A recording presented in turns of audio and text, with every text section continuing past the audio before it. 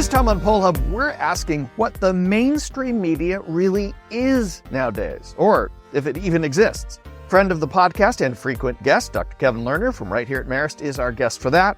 Then, euthanasia and doctor-assisted suicide. These are difficult topics for many to talk about, but they are much more accepted than in the past.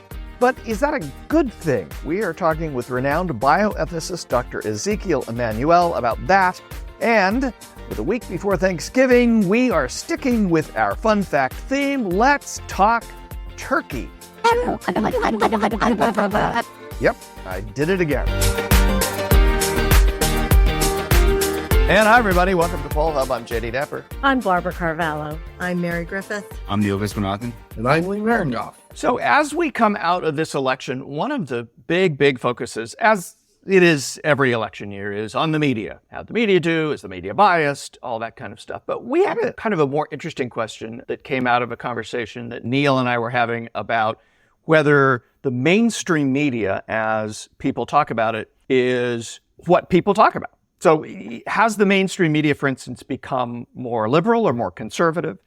Or does it even exist any longer? Mark Cuban, he was on MSNBC before the election, and he noted how conservative-leaning media outlets are actually the most viewed in many cases, and yet they say that the mainstream media is the liberals, not them. On the other hand, the mainstream media is not necessarily cable news, because cable news doesn't necessarily have the biggest audience.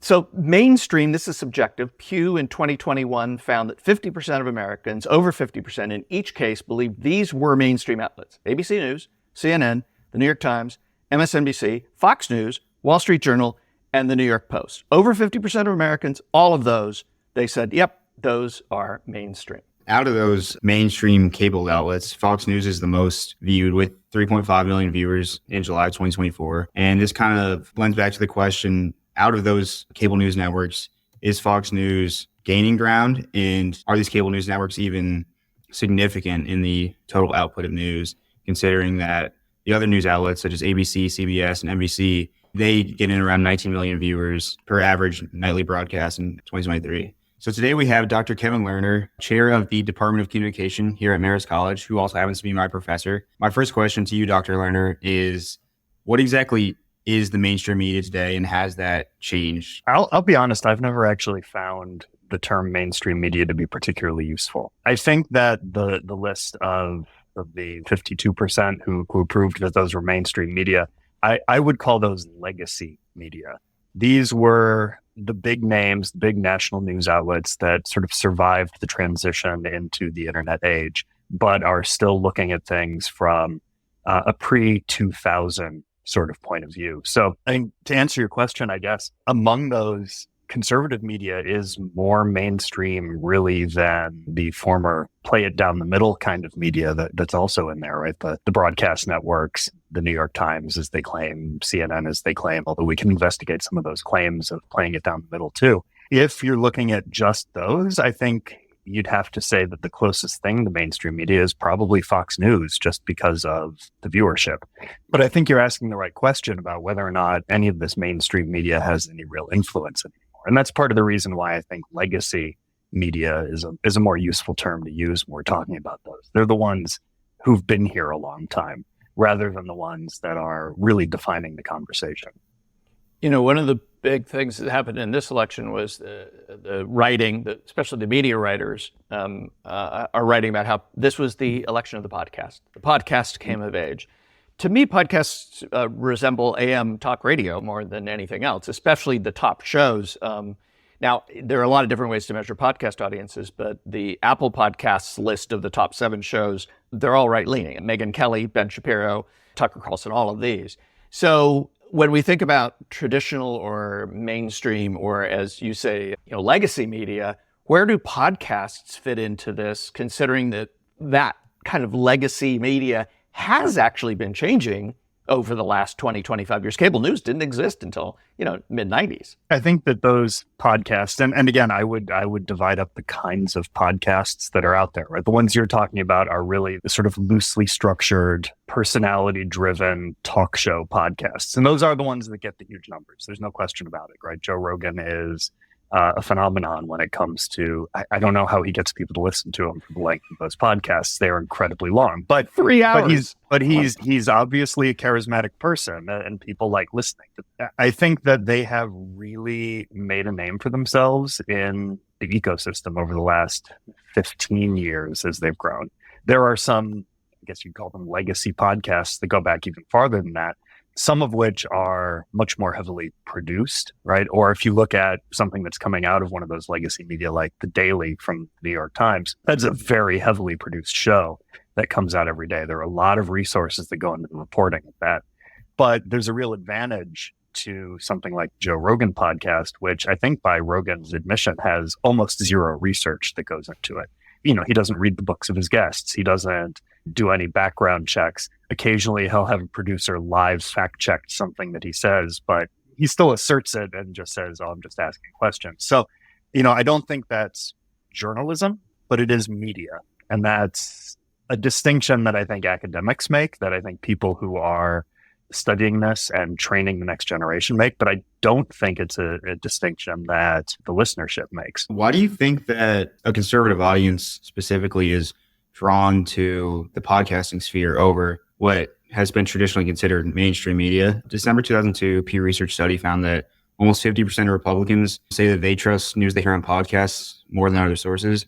And I think you can see that with Joe Rogan, Charlie Kirk, all these conservative personalities. I don't know that it's necessarily a conservative liberal divide. I think what attracts people to podcasts are personalities that people really want to listen to. And I think it just so happens that somebody like Joe Rogan, who started out as a professed liberal when he was starting his show, the fact that they are drifted in one direction, that they're willing to listen to a particular group of people, I think that plays well. I think there's a sense that anger and outrage and fear work really well to drive viewership, listenership.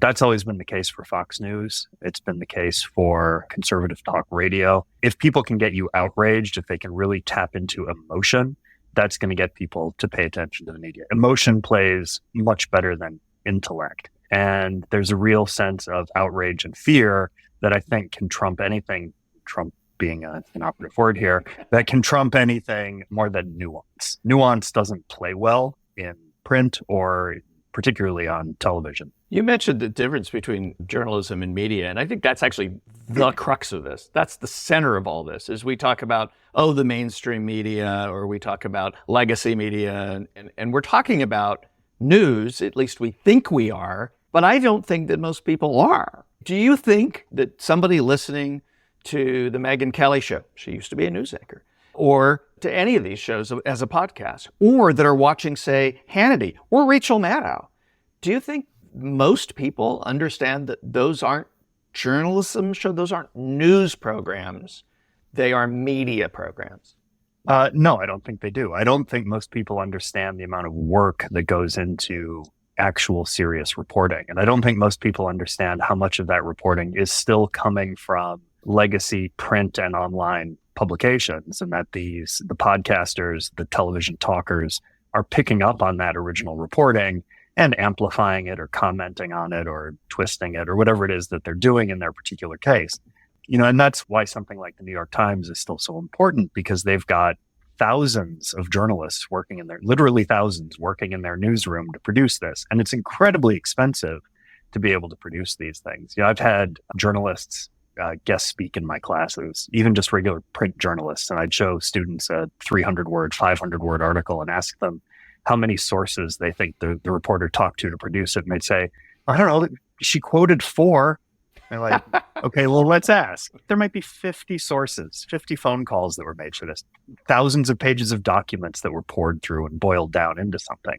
It takes an incredible amount of time. And that time is even, and I think, Jay, you'd understand this from coming from television, that time is even bigger when you're talking about producing something on radio or television, because not only do you have to do background research, then you have to get good quality audio, you have to get video, you have to get people to be in a particular place. You got to have somebody set up the lighting. And that's part of the reason why particularly cable news defaults to these talkers. It is much cheaper to just have somebody talk on the air and fill time than it is to do the real research, which isn't to say some of them don't do research, right? There's a Marist grad from about 5 years ago, who works in CNN's documentary unit. She does great work, but those kinds of productions take a lot of time, a lot of money, and in a commercially driven media system like we have, where we separate media and journalism, media, I think, is the business. Journalism is a practice that is a part of what the media does. So I think that journalism is the part that takes the longest amount of time. So do you think that podcasts are almost like the next step from cable news in distorting the news? Like people see podcasts as almost like a safe haven to kind of talk about whatever they want. I think the danger for podcasts, this is an opportunity and a danger, right, is the low barrier to entry. It is not all that difficult. No offense to Poll Yeah, Hub, we're proving that. Yes, we're proving that right here. Thanks. to put together a podcast, right? The three of us are talking in different rooms. We are talking through an internet connection on a camera using a piece of software that anybody could really manage to do. So, if you've got a good quality smartphone, it's got a pretty good microphone in it. There's a very good chance you could put together an okay sounding podcast and sound like somebody legitimate. You see this on YouTube too, right? You can set up a ring light and your smartphone in front of you, and you can put together something that feels just as legitimate as something that comes from one of those legacy news organizations, which, again, I think I said this the last time I was on, puts a bit more of a burden on the news consumer to be a media critic and to know where that information is coming from and whether or not it is trustworthy. And particularly when all of that gets filtered through social media, where everything literally looks the same, because once, Meta, or what's left of Twitter on X, pulls it in, it looks like everything else. They're all basically leveled. And then the algorithm feeds you more and more of the things that you already believe in. So there's many levels of problems with the media system that the way it's happened. Let me ask you one last question before we go. And this is, of course, I'm asking the most impossible and the question that could take an entire podcast to answer. But this splintering of media sources, not news sources, but media sources, where everybody's got their own source practically. Is it the end of mass media? And this is even harder to answer. And what is it? How do we keep a democracy together when we go to this? Okay, no big questions. I'm working on my PhD. What do you think of that as a thesis? Sure, that's a good one. Start with Tocqueville. Anyway, to answer the first one, I think we probably are at an end of mass media. And one of the things as a historian I think is really important to see is the mass media moment was actually kind of a blip in U.S. history. If you look back at the elections of the 1820s, right, like the Andrew Jackson era, there was no such thing as play it straight, play it down the middle media. Newspapers were literally owned by political parties. They were the most rabidly partisan things you can imagine. They would print a pre-filled out ballot that you could just clip out of your newspaper and bring it down to the ballot box. They accused each other's candidates of murder. Sometimes, maybe in the case of Andrew Jackson, legitimately. But the sort of objective, quote unquote, media that we have now didn't really emerge until the beginning of the 20th century, as we started to get national news organizations, as there was a financial incentive to get as many readers as possible to be reading your newspaper. It's really just in the lifetimes of, say, my parents who are in their 70s that we've really got this sort of mass media moment that we have now, really after World War II until about the year 2000. And then you start to see that degradation with the move to the internet, and then especially with Internet 2.0, when people could start blogging and posting their own information online. So I think we're seeing it sort of tumbling downhill. Now, I don't think we want to return to the 1820s, but democracy survived that too. It was in some ways the beginnings of popular democracy in the 1820s, but we need to figure out a new way forward. And I don't know what it is. I do think a big part of it is in education. I put a lot of faith in, honestly, librarians to teach media literacy. I think we need to have a lot of education about how to read and consume media that doesn't just come from pushing through algorithmic, TikTok dance videos or whatever the kids are looking at these days. That's the good stuff. All right. Well, Dr. Kevin Lerner, who's the chair of the Department of Communication here at Marist, and always a great expert on journalism, past and present. This is really great. Thank you so much for giving us a little insight into I guess what may be the end of mainstream news and the beginning of something new. Let's see. Thanks a lot. Thanks for having me here. I'm excited to see what's next. I think that's what I like to tell our students, that they get to create that next thing. And we've survived a lot of change in our media system over the last close to 250 years. So for years, the use of legal euthanasia has been debated among countless religious and ethical organizations, people at various sides of this issue from various perspectives. Doctor-assisted suicide, which is a term used for when a patient voluntarily ends their life through doctor assistance, is actually legal in 10 states and the District of Columbia. And there's been a lot of talk about it being legalized nationwide for a long time. Other countries do have it legal in some ways. I want to take a closer look at how Americans feel about this process. Doctor-assisted suicide, the term that we talked about, is legal in the 10 states and DC. Euthanasia is different. It's a procedure in which a physician intentionally acts to end the life of a patient, and that is not legal anywhere currently in the U.S. Now, when we talk about this question as a poll question, there is higher support for the idea of doctor-assisted suicide than there is for euthanasia. In August 2024, Gallup asked Americans how they felt about end-of-life interventions in general and found that 71% of Americans are in support of that concept in general. They first asked about this all the way back in 1947. That's one of the great things about Gallup is they do really long-term studies, and only 37% were in support all the way back in 1947. There are some political differences, and this is the season, of course, we always talk about political differences. 79% of Democrats in this recent poll are likely to support it, 61% of Republicans. And one other number from that poll, 51% of Americans agree that the procedure is morally acceptable, 40% call it morally wrong. Mary? Well, Jay, we want to dig into this topic a little bit more. And to do that, we're going to welcome now Dr. Ezekiel Emanuel, who is a bioethicist as well as an oncologist and professor at the University of Pennsylvania, to help us do that. Dr. Emanuel, thank you so much for joining us today. Oh, my great pleasure. Well, Jay set out the distinction between the two terms, doctor-assisted suicide and euthanasia. Just to break it down on an even more basic level, what do you think is the greatest misconception that people have about this topic? Oh, the greatest misconception? I think there are two, and they're related. One is that it's critically important to the end-of-life care process. In point of fact, at least in the United States, less than 1%, and even in the leading state, which is Oregon, only 0.6% of dying patients have their life ended by physician-assisted suicide. Hardly used. And that relates to the second thing. A lot of people, I think, support physician-assisted suicide and euthanasia because they think it'll, quote unquote, solve the end-of-life care problem, which is making sure people have their symptoms well attended to, that they're surrounded by their loved ones, and that their death is not painful.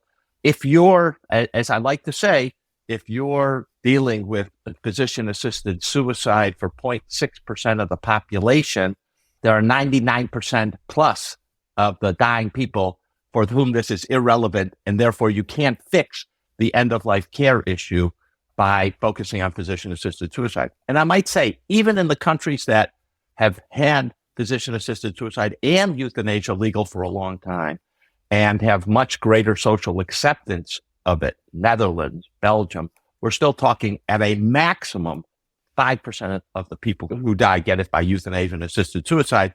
So again, you've got 95% of the population there not having their lives ended this way. So this is not a solution.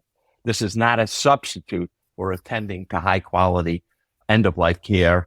It's in many ways, I think, a distraction from that. And some people have argued, well, if you legalize assisted suicide and euthanasia, you'll get a higher quality end-of-life care. No evidence to that effect. I think that's an interesting distinction as we think about this as something for somebody, for instance, who's terminally ill and you don't want them to suffer and that kind of thing.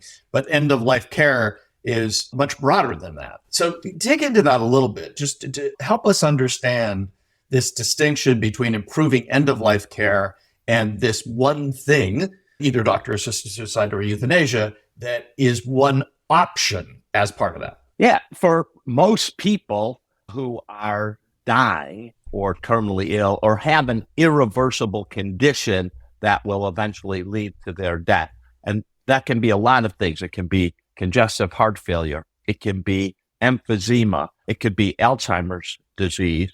Those patients in general are not patients who get assisted suicide or euthanasia. Assisted suicide and euthanasia is largely, or at least historically up until this moment, has largely been for people with cancer. 75% of patients get it for cancer. Part of that is cancer has a pretty predictable decline. Once you have a metastatic disease like your lung cancer has gone to your bones or your brain or something, we can predict out roughly what the decline is going to be. And in those situations, they might opt for assisted suicide and euthanasia. Emphysema, it's more cyclic. You have good days, you have serious problems that might land you in the hospital, and those patients tend not to, but they need care. They are dying and they need care. They need maybe oxygen. They might need treatment to reduce the air hunger. If they get into extremis, they might need inhalers and other steroids, other treatments.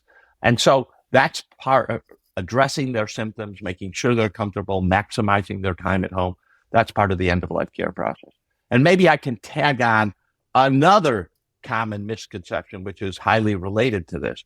So when all those questions are asked about euthanasia and assisted suicide, however you ask the question, what clicks into someone's head? Well, a terminally ill patient, typically with cancer, who's in unremitting pain. That turns out not to be the classic case of assisted suicide and euthanasia. Let me emphasize, not the actual case. So the polling you've highlighted at the start is not actually the typical case getting assisted suicide and euthanasia.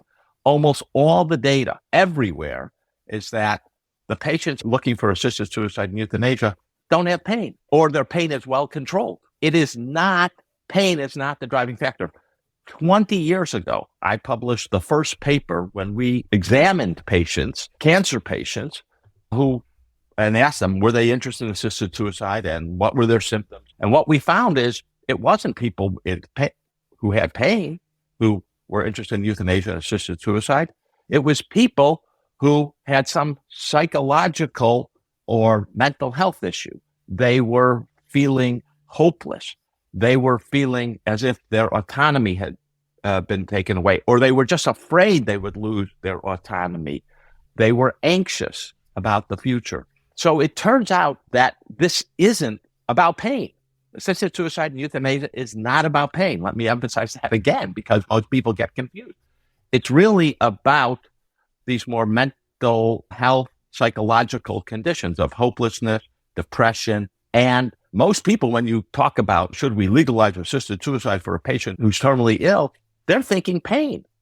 They're not thinking mental health. And by the way, when you ask the mental health question, when you say, oh, there's a terminally ill patient and they're depressed and they want assisted suicide, should the doctors do that? Should we make that legal? Depends on how you, again, phrase the question. Turns out people aren't that wild about legalizing it under those conditions. When we did the survey, which was a number of years ago, it was about a third of Americans supported it. So the difference between 2/3 who support the general question and the 1/3 who support it if patients have mental illness, that third of people is the swing back and forth. And their support depends very critically on the circumstances. So it's not general support that, yeah, under some circumstances, I think it's morally right. Terminally ill patient with excruciating pain, etc. But in many circumstances, the common ones actually of patients getting it, they're not so wildly supportive of it. And that, I think, is one of the big paradoxes. And by the way, and I'm going on way too long here, by the way, if you read some of the court cases that were evolving around euthanasia and assisted suicide in the late 1990s, the judges had the same thing in their head when they were making these rulings, because they described the classic case being a cancer patient that was terminally ill, nothing would reverse their cancer, and they were in pain. And so that's the case that they have in their head when they're making their rulings. This was particularly evident in the Ninth Circuit Court, which is the circuit court in California. But it turns out, again, this is not the case. This is not the paradigm of euthanasia and assisted suicide.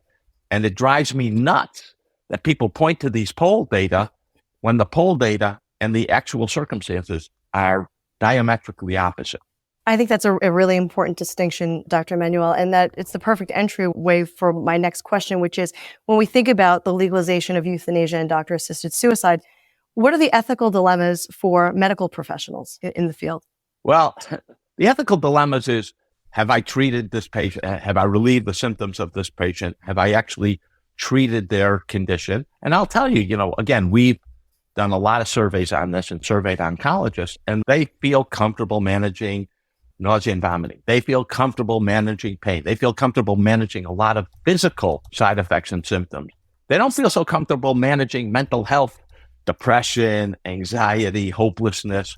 And so they're not the best at it. And one of the other things we know from the data is the number of consultations of psychiatrists or psychologists to deal with these mental health issues is virtually zilch. Almost never happens. And here, for those of your listeners who are interested, you might go back to the 60 Minutes interview with John Kevorkian, where they go to a patient who he's going to euthanize. And that patient is clearly, he doesn't actually inquire about his symptoms. The patient clearly has a level of depression. It's hard to know exactly because you're not giving him a formal test. But there's no evidence that Kevorkian actually treated the mental health systems. I think this is really common, and it's one of the big issues. If you look outside the United States, you look to Canada, you look to Belgium, you look to Luxembourg and other countries, the expansion of when it's okay to legalize euthanasia has grown, and it's become legalized, not just that people have to have, first of all, most other countries, they don't have to be terminally ill, just have to have unremitting symptoms is typically the translated phrase. But places like Luxembourg, they say that it's acceptable or legal to have assisted suicide or euthanasia when a person is suffering, quote, from an incurable condition constantly in unbearable physical or mental pain. Well, leave aside that mental pain is like a nonsense phrase. You might have mental suffering, but it's not mental pain. Pain has a very physical phenomenon. And this expansion so that if someone has mental anguish or depression, it's acceptable to euthanize them, I think is totally immoral. I mean, if a patient comes to you, if someone comes to you, a friend, anyone says, I'm terribly depressed and blah, blah, blah, your first reaction is not, oh, well, here's a fistful of pills. Why don't you go and end your life? I mean, that would be terrible if we were a society that fought back. And unfortunately, I think this is becoming common. I have unremitting depression. Okay, so euthanasia or assisted suicide is going to be acceptable for you or legal for you, not acceptable, legal. And that just seems like we've gone off. Let me ask you one last question, and it kind of gets at what we've been talking about, which is the increasing acceptance. As you noted, Netherlands, Belgium, Luxembourg, Canada, other countries have legal euthanasia and assisted suicide. I think in Switzerland, it's only assisted suicide, but it's almost I hate to use this phrase, almost a luxury product there. People fly in and go to a spa and end their lives. The perception that this is about pain, as you're pointing out, is not actually the reality. Is it that the role of religion in our lives has changed? That ethics have changed? What do you think is responsible for this increasing acceptance of this, even when, as you're suggesting, medically, there's not necessarily a good reason for there to be increasing acceptance? I would say that there are three drivers here. The first driver you've touched on, the religious driver. So if you look at polling and you do crosstabs, the group most opposed is consistently people who are very religious. And as society becomes less religious, or religious organizations like the Catholic Church become less accepted and less creating the norms in society, people are more tolerant. The second point is, if you look at the people who use euthanasia, in addition to the fact that they have cancer, they tend to be people who are white, relatively well off, and relatively well educated. These are people who are used to controlling everything in their lives. They are at the top of society and they control everything. And they want to control their death. And I think that's who uses it. That's who wants to advocate for it. And the consequence is that they drive a lot of these organizations. And part of what they're driving is they sell this, it's not assisted suicide. They're against that term, right? It's medically assisted dying. It's not medically assisted dying if a lot of the people are not terminally ill. That's not death. That's suicide if you're not terminally ill. And I think they've created the situation where there's a lot of confusion. As we mentioned, it's not about pain. It's almost always has to deal with cancer. It's really psychological drivers that seem to be the main cause. And the last thing I would say is the social norming. Once it's accepted, it becomes part of the routine. Way back when, before most people who are going to listen to this podcast were around, we didn't have hospice. We didn't stop treatment and allowed people to comfortably die without giving them the next chemotherapy, the next treatment of whatever disease they had. Then we developed hospice. Initially, it wasn't widely used. Then it became the norm. Every oncologist now, it's just the next treatment. When chemotherapy fails, it's the next intervention we bring. And we have a social norming thing. As you start out, there are a few people who do it. It becomes accepted. People look around, well, they're doing it for this kind of patient. I can do it. It's acceptable for this kind of patient. That social norming plays a role in the increase. And by the way, the data are very convincing. The longer any assisted suicide and euthanasia are in a state or country, there's just a pretty good and often linear increase in the frequency. The one place it's not been linear has been Canada, where it's more or less exploded. It's the place with the most cases. It's the place with the most rapid rise. Between 2016, when they passed their bill, and I think 2022 or 2023, there's been a 13-fold increase in the number of cases which they have gotten euthanasia. Canada seems to be a paradigmatic case of a place that's gone off the rails with legalization. And there are a lot of documented cases there of doing it for mental health reasons, not anything to do with irreversible suffering and terminal illness. The other thing I should mention is as we become more comfortable doing it in adults, almost all the countries have taken away the age limits.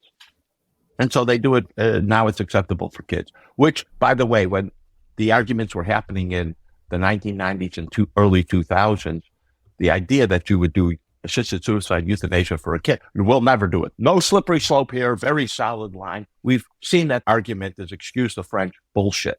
What we have seen in fact is the exact opposite. Yes, we'll do it for mental health. That was absolutely, we'll never do it for kids, and then we begin doing it for kids. We'll never do it for people who aren't terminally ill or irreversibly suffering. And we've taken away those conditions. So there is a slippery slope. That's just the empirical data.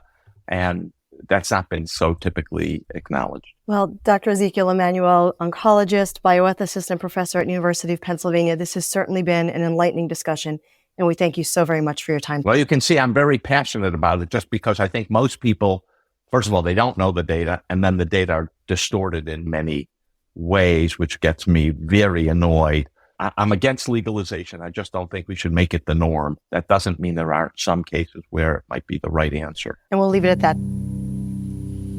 We are, as you will recall, in our November theme fun fact time. And this one is also on a Thanksgiving theme, as Thanksgiving is approaching. And I think, the division of labor for the turkey preparation is warranted. So this is a poll that was, believe it or not, called the Butterball poll, which was done by Ipsos. I would never name a poll that way, but they did. Well, and it's Butterball turkeys. Exactly. That's right. Exactly. I get it. And this was done in 2005. So that is an overcooked turkey for sure by now. But in any case, it was also done of residents of Canada. So we're going north of the border.